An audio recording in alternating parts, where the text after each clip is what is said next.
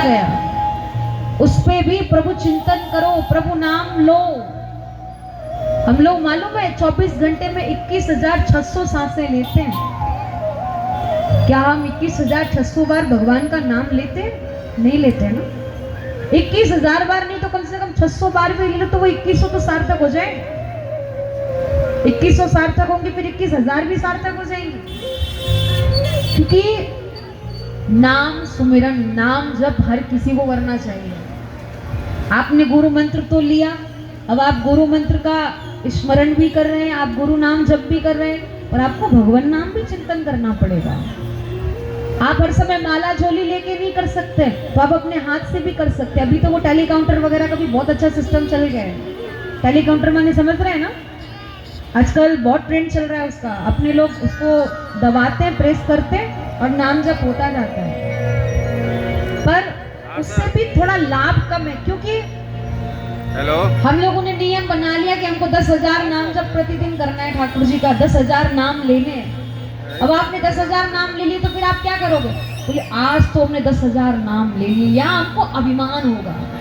इसलिए हो सकता है आप कुछ मत करिए, आप बैठे बैठे बैठे बैठे जितना नाम प्रभु का लो उतना ही आपका लाभ है।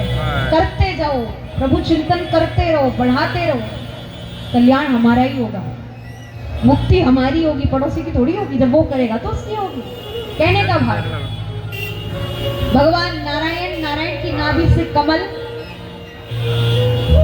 कमल पर ब्रह्मा, और ब्रह्मा जी सृष्टि कर रहे हैं। ब्रह्मा जी के भ्रू मध्य से एक बालक प्रकट हुआ जिसका नाम रखा रुद्र। रुद्र और रुद्राणी मिलकर के सृष्टि करते हैं। इतने रुद्र प्रकट हो गए कि ब्रह्मा जी को मारने के लिए दौड़ते हैं।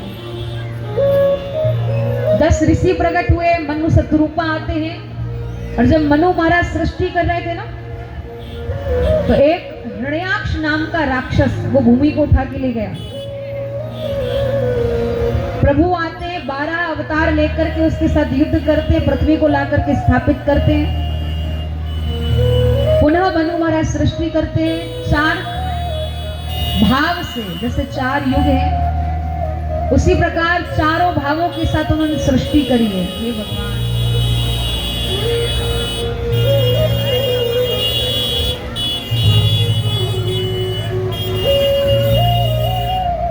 मूर्ख भक्त है, इनको अकल नहीं है, कहाँ से जा रहे हैं।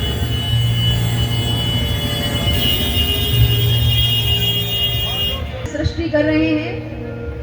उनकी 5 संतानें हैं, 3 कन्या और 2 पुत्र।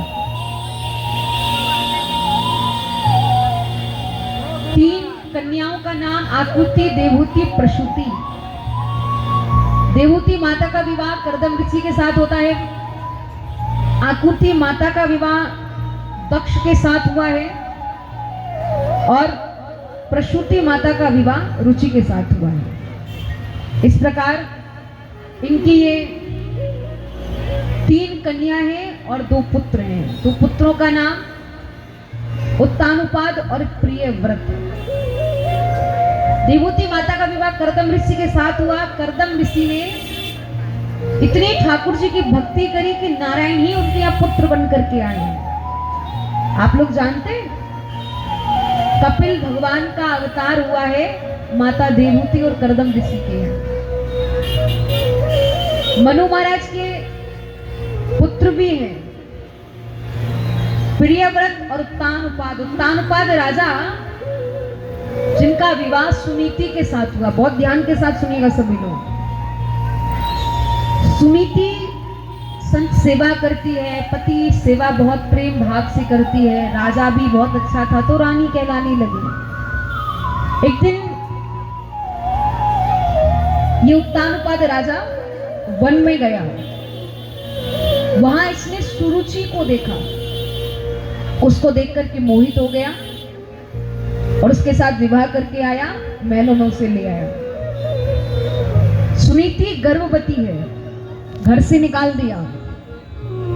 संतों के आश्रम में सुनीति रहती है। संतों ने कहा तुम हमसे क्या चाहती हो, तुम हमारी इतनी सेवा करती हो। बोले बस मैं इतना चाहती हूँ कि मेरी छोटी बहन सुनीति तो मेरा नाम है, सुरुचि उसका नाम है, अच्छा बहुत ध्यान के साथ सुनिएगा।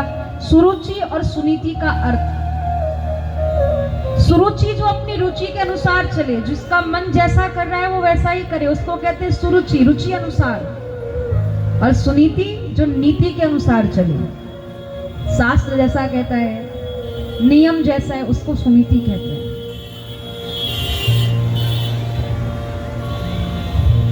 यहां संतों ने पूछा तुम चाहती क्या? बोले बस मैं इतना चाहती हूँ कि मेरी छोटी बहन सुरुचि, उसके यहाँ कोई संतान नहीं, उसके यहाँ एक बेटा हो जाए, बस प्रार्थना ही की संतों से। संतों ने आशीर्वाद दिया, सुरुचि के यहाँ बेटा हो गया और सुनीति के यहाँ भी बेटा हुआ। सुनीति के बेटा का नाम ध्रुव और सुरुचि के बेटा का नाम उत्तम रखा गया। ध्रुव जी अपने पिता की गोद में बैठे थे, राजासन पर पिता बैठा है, ध्रुव जाकर के बैठ गए। सुनीति आश्रम में रहती है, सुरुचि महलों में रहती है। उसने देखा कि मेरी बेटा की जगह पर उसका बेटा बैठा है, गोद से धक्का मार करके नीचे गिरा दिया। कहती अगर मेरे कोख से जन्म लेगा तब जाकर के इस पिता की गोद में बैठेगा, जा भगवान का भजन कर। अपनी माँ से कहता है, बोले माँ मैं जा रहा हूँ भजन करने। छोटी माँ ने कहा है कि वन में भगवान रहते, उनका भजन करना है, तो मैं पिता की गोद में बैठूंगा। वन में गए, नारद जी ने परीक्षा ली। नारद जी कहते कहाँ जा रहे हो? बोले भगवान का भजन करने। बोले वन में भगवान थोड़ी रहते हैं, शेर रहता है, खा जाएगा। बोले खा जाने दो, शायद जानते नहीं हो, तुम्हारा वन का शेर तो केवल साधारण शेर है और मेरे जो शेर है वो तो नरसिंह देव है, बहुत बड़े शेर हैं, तुम्हारे शेर को भी मार देंगे। नारद जी ने कहा भाव तो बहुत प्रिय है। नारद जी कहने लगे अच्छा जा तो रहे हो पर गुरु मंत्र तो लिया ही होगा ना, क्योंकि बिना गुरु के भगवान नहीं मिल सकते। बोले वो तो मैंने नहीं लिया, आप ही मेरे गुरु बन जाओ। नारद जी ने ध्रुव जी को 12 अक्षर मंत्र का दान दिया और दान देकर के, दीक्षा देकर के उनको कहा जाओ मथुरा में बैठ करके प्रभु नाम स्मरण करो। ध्रुव जी ने ध्रुव टीरे पर बैठ करके 5 महीने तक भगवान नाम चिंतन किया। और ये वास्तविकता है, आप जब तक प्रभु को पाने की इच्छा नहीं करोगे प्रभु नहीं मिलेंगे। पर प्रभु भी कब तक नहीं मिलेंगे जानते हो? जब तक आप राधा रानी का सहारा नहीं लोगे। बिना राधा रानी की कृपा से कृष्ण कभी मिल ही नहीं सकते, क्योंकि कृष्ण की शक्ति राधा रानी है और राधा रानी को जब तक मनाओगे नहीं तब तक कृष्ण आएंगे नहीं। एक बहुत सुंदर प्रसंग आपको सुना है, बहुत ध्यान के साथ सुनिएगा। प्रभु के एक बहुत अनन्य भक्त जिनका नाम है कृष्णदास, प्रेम और भाव से कृष्णदास ठाकुर जी की सेवा करते हैं। एक दिन ब्राह्मण देवता से जाकर के पूछने लगे, बोले मैं ऐसा क्या करूं जो मेरे ऊपर प्रभु कृपा हो जाए, जो मुझे प्रभु दर्शन हो जाए। यहां संतों ने कहा अगर तुम कोई नियम 11 वर्ष तक अगर निरंतर करोगे ना तो प्रभु का दर्शन हो जाएगा। तो यहां प्रतिदिन कृष्णदास जी ने 11 वर्ष का नियम लिया और ठाकुर जी को रोज माला धारण करा के आते, और जैसे जैसे 1 वर्ष संपन्न हो जाए तो कहते हैं अब तो कुछ ही वर्ष बाकी रही है, आप मुझे दर्शन दोगे आकर। 7 वर्ष बीत गई, 8 वर्ष बीत गई, 9 वर्ष बीत गई, 10 वर्ष बीत गई, 11 वर्ष संपूर्ण हो गई। बोले कल तो आप मेरे घर में आके मुझे दर्शन दोगे ना प्रभु। 11वें वर्ष संपूर्ण होकर के 12वें वर्ष का प्रथम दिन आया और आज मन में भावना है कि ठाकुर जी मेरे यहाँ आकर के माला धारण करें। माला बनाई 108 पुष्पों से, भोग बनाया ठाकुर जी के लिए। बोले प्रभु आते होंगे, प्रभु नहीं आए। सुबह से दोपहर, दोपहर से शाम, शाम से रात हो गई पर कृष्ण नहीं आए। कृष्णदास कहते हैं लगता है अब ये नहीं आएंगे। किसी ने 11 वर्ष संकल्प के साथ कोई नियम किया हो और उसके बाद जब प्रभु ना आए या फिर किसी कार्य में उसको सफलता ना मिले तो उसको बहुत दुख होता है। कृष्णदास को बड़ा क्रोध आ रहा है, बोले मैंने तो गलती किया कृष्ण की भक्ति करके, मैंने तो कुछ पाप ही किया जो मैंने कृष्ण की भक्ति करी। अरे इससे अच्छा तो राधा रानी की भक्ति करता तो कम से कम राधा रानी रीझ तो जाती, दर्शन तो दे देती। उसने क्या किया, जो माला बनाई उस माला को हाथ में डाला, भोग जो बनाया उसको इकट्ठा करके एक पोटली में भरा, पोटली को कंधे पर डाल के बरसाना जा रहा है। कहां से? गिरिराज जी से। वृंदावन के पास गोवर्धन जी हैं, 20 से 30 किलोमीटर की दूरी है, ज्यादा दूरी भी नहीं है। तो वो गिरिराज जी से बरसाना जा रहा है, राधा नाम चिंतन कर रहा है। प्रभु ने कृष्णदास की पुकार को सुना कि वो राधा रानी के सन्निकट जा रहा है। प्रभु सुन लेते हैं। इतने में एक छोटा सा बालक आता है जो गायों के झुंड में आ रहा है, गाय आगे आगे चल रही है, बालक पीछे पीछे आ रहा है। इतनी गाय कि महाराज जिधर देखो उधर गाय ही गाय। वो बच्चा आवाज लगाता है, बाबा हट, गाय मार देंगी। ओ बाबा हट जा, गाय मार देंगी। कृष्णदास जी नहीं सुन रहे। जब कोई क्रोधित होता है ना तो उससे कोई कितना भी कहे उसे कुछ सुनाई नहीं देता है। वो बालक आया, धक्का मार करके बाबा को एक तरफ किया, बोले बाबा देख नहीं रहे हो पीछे गाय आ रही है, मर जाओगे, एक तरफ बैठ जाओ। बाबा एक वृक्ष की छाप में बैठ गए, वो बालक भी बैठ गया। बालक बोला बाबा ऐसा लग रहा है नाराज हो, किसी से झगड़ा हो गया है क्या? कृष्णदास जी बोले नहीं, ज्यादा बातें मत करो, चुपचाप बैठ जाओ। बोले हुआ क्या? बोले जरूरी है सब तुम्हें बताऊं? हो गया कुछ? अपनी बातें हर किसी को थोड़ी बताई जाती है। बोले बताओ तो सही क्या हो गया? जैसे ही कहा बताओ क्या हो गया, कृष्णदास जी नहीं बोले। छोटा सा बालक कहता है बाबा आज मैंने सुबह से कुछ भी नहीं खाया, मुझे भूख लगी है, तुम्हारे पास कुछ खाने के लिए है क्या? कृष्णदास जी बोले खाने के लिए तो है, दूं या नहीं दूं इसे? फिर बोले कोई नहीं, किसी भूखे को भोजन मिले उससे बड़ा कोई काम होता नहीं है। पोटली खोली और खोल करके बालक के सामने रखी, बोले खा ले। 56 भोग पोटली में रखे थे, सबको बराबर कर दिया उन्होंने। छोटा सा बालक खाने लगा, ऐसे खा रहा है छोटा बालक दोनों हाथों से। कृष्णदास जी कहते लगता है बहुत महीनों से भूखा है तू, आज खाने के लिए मिला है तो देख कैसे खा रहा है। बालक बोला बाबा भी बोलो मत, पहले खा लेने दो, मैंने बहुत दिन से भोजन नहीं किया है। जैसे ही बालक खा करके झिक गया, इतने में कृष्णदास जी बोले अब मैं जाऊं? कृष्णदास जी जैसे ही जाने लगे वो बालक हाथ पकड़ के कहता है बाबा कहाँ जा रहे हो? बोले बरसाना जा रहा हूं। क्यों?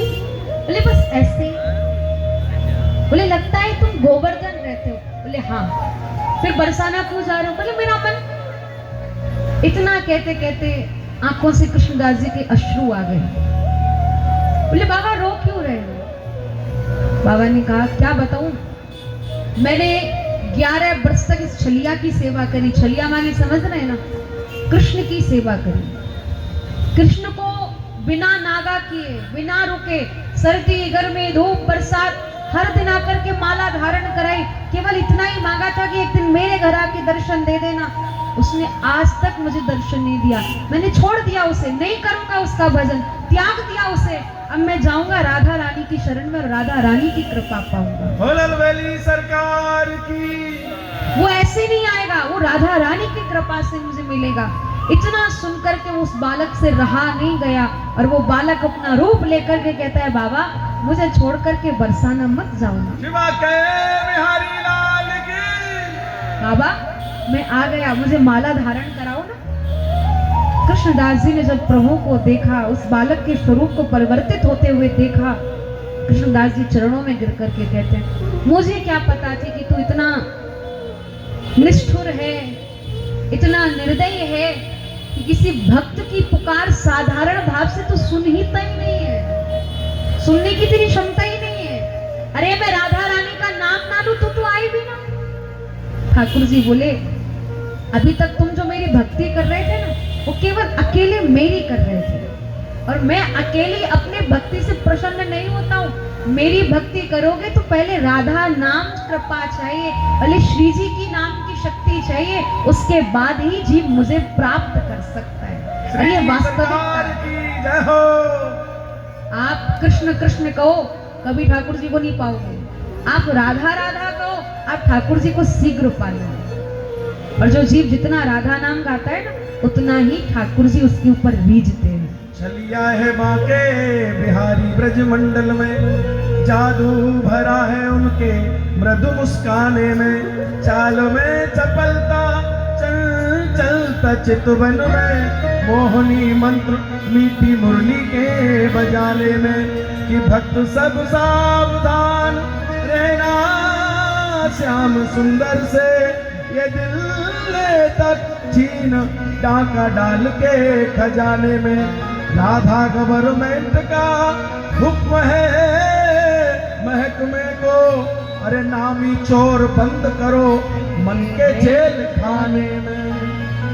बाबा कहते हैं अब छोड़ दिया मैंने कृष्ण कृष्ण भजना, अब तो केवल मैं राधा नाम रटूंगा। और आइए हम और आप सब भी राधा नाम रटें, हो सकता है ठाकुर जी हमारे ऊपर भी प्रसन्न हो जाए, क्योंकि राधे राधे जब वो चले आएंगे बिहारी, तो कौन कौन चाहते हैं कि बिहारी जी की कृपा हमारे ऊपर हो? सब चाहते हैं ना। तो आइए हम और आप सब लोग भी श्री राधा रानी को मनाएंगे।